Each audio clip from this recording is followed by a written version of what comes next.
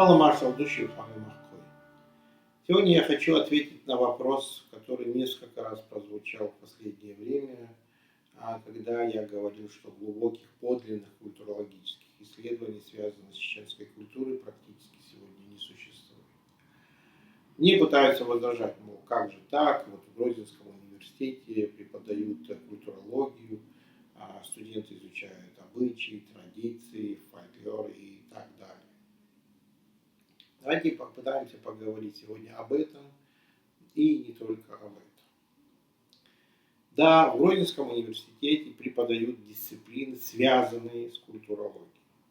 Да, существует описание чеченских обычаев, традиций, и в рамках образовательного процесса это очень важно.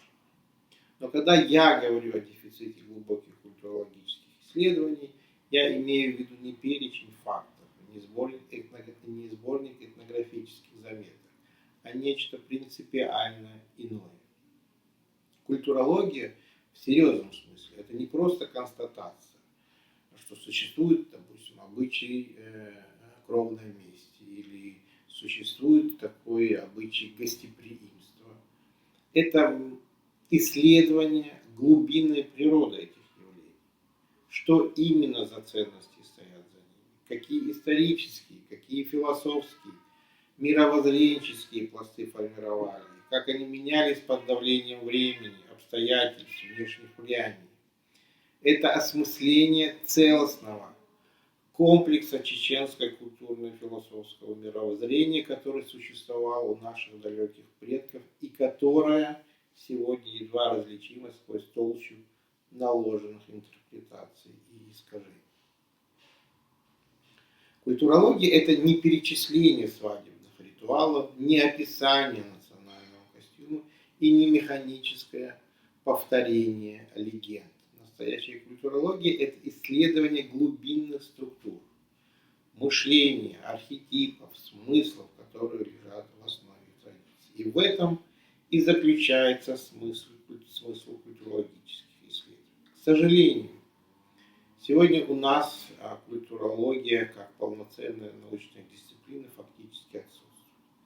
Да, мы все хотим, чтобы она у нас была, но если мы просто будем убеждать себя, что она у нас есть, она от этого не появится. Более того, путая культурологию с этнографией, мы рискуем идти совсем по другому пути, полагая, что движемся в нужном направлении.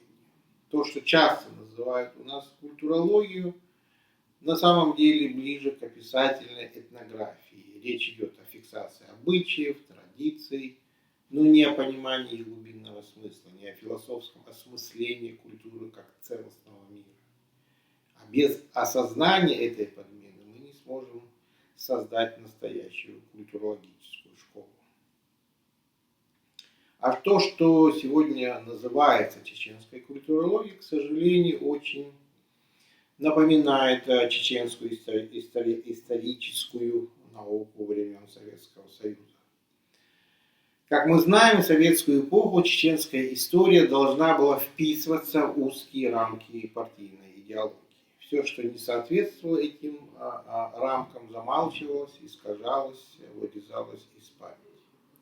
И чеченские историки писали диссертации, книги, занимались научной работой, но внутри определенных установок, которые были спущены из Москвы. Они были частью советской историографической школы. Времена изменились, но большинство, особенно взрослое поколение, не могут изменить свое мировоззрение, потому что оно прочно укоренилось в их сознании. Им очень сложно измениться, потому что они писали научные труды, благодаря чему сделали научные карьеры в этих спущенных из Москвы нарративах. Именно поэтому, когда мы вспоминаем сегодня имя Хасана Бакаева, Далгеч Дойлсун, за что мы первое должны ему благодарны быть, за то, что, будучи человеком, который получил образование в рамках этой системы, он сумел понять и увидеть ее ущербность. Он понимал правила игры, он не был наивен, но он сделал главное, задал вопрос, обозначил проблему, указал необходимость переосмысления. Его работа – это шаг, можно сказать, такой первый шаг к восстановлению чеченской исторической субъектности. И пусть там какие-то его гипотезы были там более удачные или менее удачные, это абсолютно не главное. Главное, он начал разговор, проложил дорогу, по которой сегодня идут более молодые исследователи.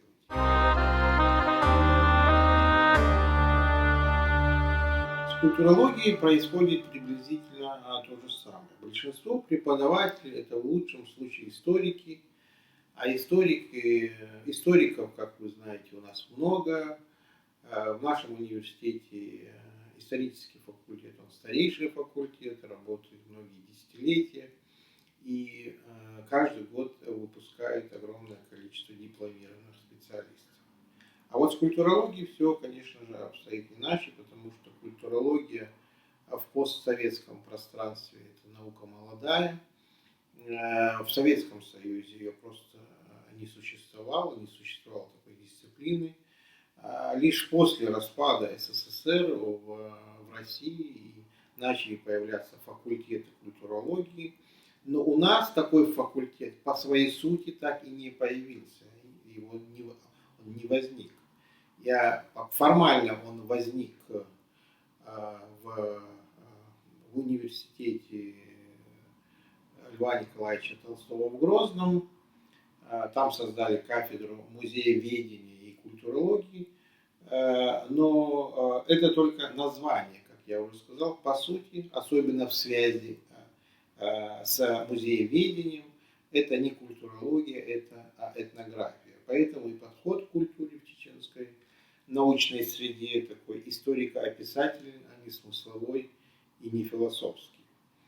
Люди, воспитанные в советской научной школе, в школе, у которых нет специального культурологического образования, в принципе, это культурологическое образование скорее это вторично, а главное, нет философского подхода к изучаемым явлениям. Поэтому она трактуется так, как такой мертвый ряд событий, не доходя до сути. И когда речь заходит об обычаях, их часто преподносят как нечто внешнее, музейное, потому что она идет в связке, как я уже сказал еще раз, с музееведением.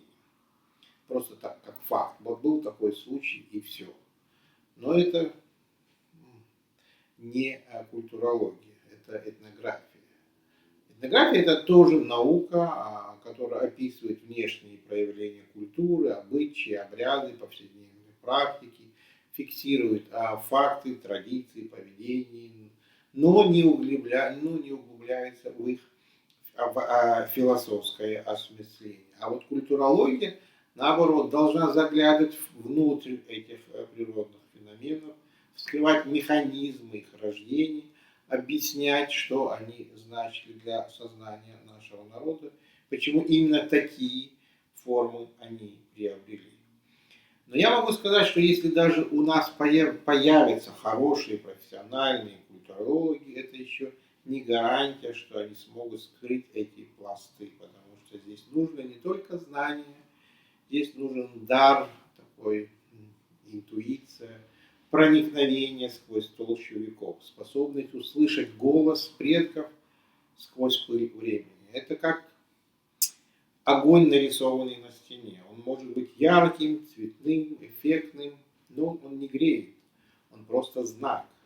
Только тот, кто сможет разжечь настоящий огонь, живой, с теплом и светом, может дать нечто ценное нашему народу. Именно поэтому я и говорю, сегодня в чеченской культурологии нет настоящей глубокой работы, которая бы открыла бы целый мир, спрятанный за многовековой пылью. Есть только наброски, декорации, обозначения и все. И вот здесь мы сталкиваемся с еще одной важной проблемой.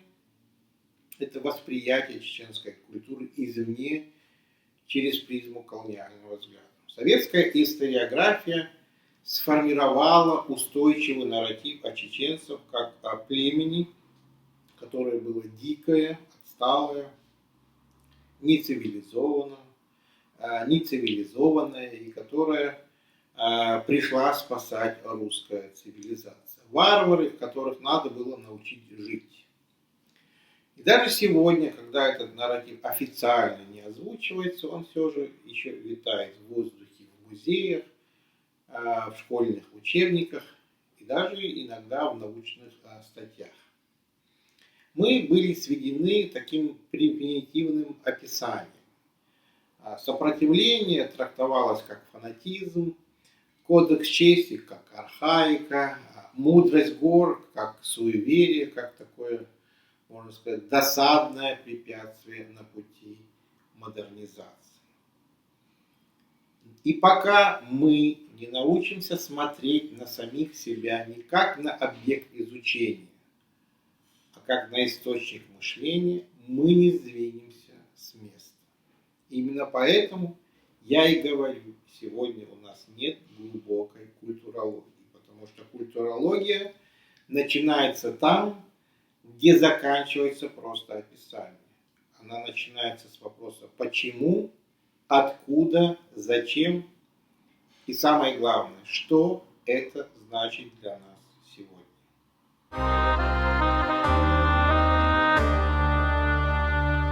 И здесь мы подходим к еще одной проблеме. Сложность настоящего исследования чеченской культуры заключается в том, что до сих пор никто из исследователей даже приблизительно не видит общей оригинальной модели чеченской культуры. Мы работаем с разрозненными элементами, как человек, который там работает, изучает отдельные кусочки, отдельные пазлы, он может рассуждать об этих кусочках, об их достоинствах, о его цвете, о текстуре, там, о каких-то особенностях интересных. Но он не понимает, зачем вообще этот пазл и этот кусочек нужен, потому что не видит всю картину целиком, которую должен собрать. Более того, он даже не представляет, что существует эта картина, а этот пазл, этот кусочек, часть этой большой картины. Точно так же мы имеем богатейшее наследие, отдельные обычаи, нормы, легенды, но не понимаем, как они соотносятся друг с другом в единую картину мира, которую создали наши предки. А без видения этой общей картины все наши усилия остаются наборами фрагментов. Безусловно, это очень сложная, чрезвычайно сложная работа, почти ювелирная работа. Даже хороший культуролог, который владеет методикой, знает хорошо теорию, не обязательно сможет выполнить эту работу, потому что здесь требуется не только знание, здесь требуется еще какая-то удивительная интуиция, какая-то такая глубокая связь с духом культуры, о которой идет речь. И здесь мы сталкиваемся с очередной проблемой. Наверное, самой глубокой проблемой. Дело не только в отсутствии исследований, но и в том, что сама картина чеченской культуры, в которой мы сегодня существуем, была сформирована советской историографией. В советскую эпоху Москва не просто предписывала, как должна выглядеть история чеченского народа, она нарисовала целостный образ нашей культуры. Такой упрощенный, примитизированный, удобный для колониальной логики. Такого цивилизованного центра и, как всегда, отсталой периферии. Эта картина продолжается и сегодня. И как бы современные преподаватели и исследователи не восхищались красотой отдельных элементов, наших обычаев, традиций, но все это остается внутри старой навязанной картины извне. Это все те же фрагменты, те же пазлы, которые оцениваются и входят в контекст старой советской парадигмы. Я хочу, чтобы мы все осознали, что мы продолжаем жить в пространстве смыслов, которое было создано в советское время не нами. Это происходит по инерции. Мы об этом, как правило, даже не задумываемся. И это, конечно же, происходит потому, что другого пространства у нас нет. Мы его сами пока не создали. Мы так долго изучали свою культуру через призму внешней идеологии, что даже не подозреваем о существовании другого мира.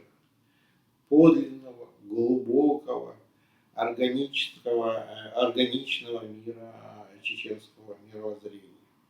Мира, в котором многое видится иначе. И сегодняшнее чеченское культурное сознание мне напоминает человека, которому с детства показывали лишь такую грубую схему великой картины, нарисованной шариковой ручкой. И все время его убеждали, что это и есть такой великий подлинник, великая картина. И вот ты и есть эта картина, и вот этот рисунок. Даже обладая врожденным чувством красоты, мы не можем вообразить, что за границами этого примитивного рисунка существует настоящий шедевр, глубокий, многослойный, написанный живыми масляными красками, с тайнами, которые заложили старые мастера. Этот подлинник остается скрытым от наших глаз, потому что он никогда не давали возможность узнать о его существовании. Поэтому для нас задача первоочередная не только или даже не столько изучать пазлы. Когда, конечно, это тоже важно. Но самое главное, мы должны заново открыть саму картину. Потому что без представления этой общей картины мы никогда не сможем понять, зачем нужны эти пазлы, какова их природа, какое их истинное предназначение. Только так мы сможем выйти за пределы навязанной нам колониальной модели, увидеть собственную культуру своими глазами, услышать ее своими ушами, а не в переводе чужой идеологии.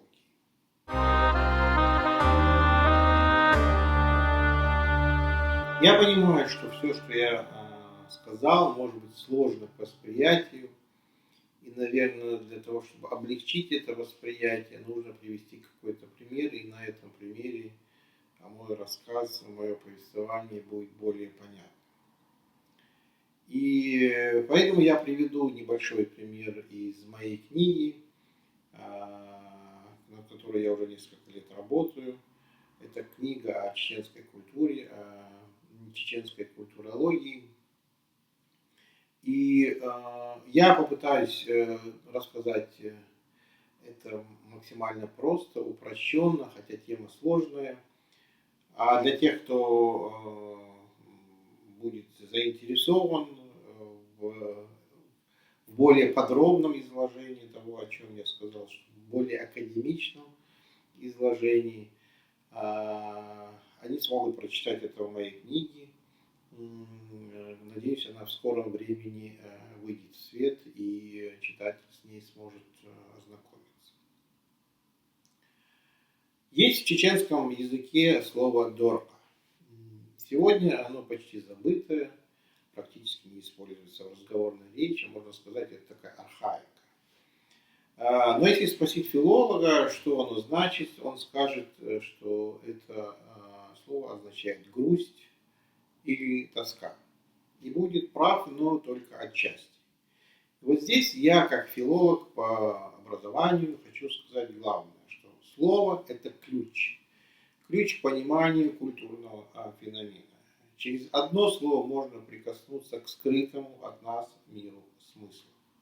Культура человека – это прежде всего мир смыслов. Они живут в нас глубже слова. Они формируют, кто мы есть, как мы видим мир, как принимаем решения.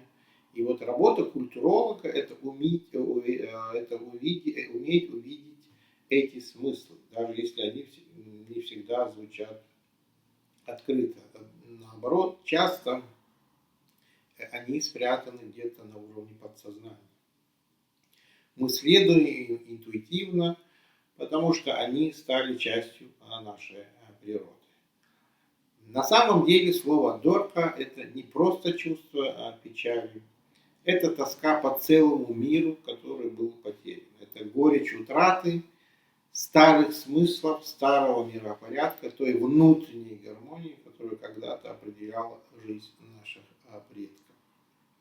И когда я произношу это слово, я имею в виду именно это. Не просто слово, а память о великой утрате. Дело в том, что в древние времена оно означало совсем не то, что сегодня могут нам сказать филологи. Это было не личное чувство грусти или тоски, а коллективное поле. Это было понимание того, что уходит что-то великое, старое знание о мире, о человеке, о его месте среди звезд и гор. До середины XVIII века у нас существовали старейшины, а точнее сказать посвященные, так, наверное, будет правильнее, которые хранили и передавали из поколения в поколение сакральные знания. Сегодня современному человеку сложно понять природу этих знаний. Но в сохранении этих знаний именно они, наши духовные лидеры того времени, видели предназначение чеченского народа. И вот отражение этих знаний мы унаследовали в символах, архитектуре, в петроглифах и даже в танце. Но пришли войны, катастрофы, разрушения, связь поколений была разорвана, прервалась тонкая нить, через которую из века в век передавались эти сакральные знания. И в чеченском обществе исчезли эти знающие, или, как мы говорим, посвященные люди, те, кто еще понимал природу этих знаний, кто был способен хранить их и передавать дальше. Кстати говоря, подготовка вот тех, через кого эти знания должны были передаваться, имела огромное значение, и поэтому в этой связи в чеченском обществе возник уникальный феномен, о котором я пишу в книге. Сейчас не буду перегружать подробностями, чтобы вы не потеряли нить моего повествования о том, что я сейчас рассказываю. Именно тогда, когда была утрачена преемственность в передаче знаний, в народном сознании возникло особое чувство, которое наши предки называли дорка. Сегодня мы можем попытаться перевести это как тоска по утраченной мудрости или грусть по исчезнувшим смыслам. Но эти слова лишь такие условные или приближенные обозначения. Я использую русские термины тоска и грусть лишь ориентировочно, потому что дорка – это явление гораздо более глубокое, более многослойное, более философское. Это не просто эмоциональное состояние, а такой отклик души на утрату целостного знания о мире и его законах и нашем присутствии в нем, в этом мире. Но уже к XIX веку дорка сузилась до простой грусти и личного переживания. И это слово стало обозначать такую личную эмоцию. Не в общем осознании великой потери, а вот личную эмоцию. И вот так, вот с таким упрощением исчезают реальные смыслы, так исчезает культура, когда вместо яркой живой традиции остаются только обрывки слов и случайные фрагменты смысла. И сегодня, когда мы говорим о чеченской культуре, мы чаще всего видим лишь ее внешние проявления, традиции, обряды, танцы. Но мы не осознаем, что все эти элементы всего лишь отражение куда более глубоких знаний, которые хранили наши предки, передавая их из поколения в поколение как величайшую ценность. Каждый обряд, каждый танец, каждое слово было частью большой системы, подчиненной одной цели – сохранение и передача сакральных знаний. Сегодня же из этих проявлений воспринимаются как самостоятельный элемент, как нечто внешнее, оторванное от своего внутреннего смысла, существующее автономно и само по себе, как, допустим, танец, или архитектура, или петроглиф. Это все, они существуют в сегодняшней культуре самостоятельно и люди не понимают взаимосвязь. Мы можем восхищаться красотой вот этих отдельных фрагментов, но без понимания их истоков, без знания, зачем и ради чего они существовали, эти фрагменты теряют реальную свою силу. Они превращаются в такую красивую оболочку без содержания. Это все равно, что смотреть, как я уже говорил, на разрозненные кусочки мозаики от великого полотна, не зная, какой образ они должны сложить, и не подозревая, что за каждым элементом стоит замысел, масштаб и философия. А ведь из этих кусочков и должно рождаться нечто большое, целое, способное вдохновлять, пробуждать и потрясать до глубины души и приводить к настоящему внутреннему катарсису. Но этого не происходит, пока мы не увидим картину нашей культуры целиком. Я хочу еще раз просто и ясно прояснить, чтобы не осталось недопонимания. До середины XVIII века у чеченцев существовал особый термин, который обозначал утрату сакральных знаний. Речь шла не о личной эмоции, не о частной грусти, а о философском сожалении, о глубоком осознании потери великих знаний. Я повторяю, это не случайно, чтобы мы понимали, какие неизведанные глубины открываются перед нами по пути культурологии. Это не просто история одного слова, это свидетельство того, насколько глубокая и неизведанная, неосмысленная духовная традиция стоит у истоков нашей культуры. И моя работа, в частности, как культуролога, в частности, в моей работе над этой книгой, это попытка увидеть забытые глубины, шанс, вот может быть и небольшой, вернуть себе утраченную философию, свое уникальное восприятие мира, свой особый взгляд. И в этой работе слово становится настоящим ключом к дверям в мир, который веками молчал и который ждет, чтобы быть вновь услышанным. Подумайте.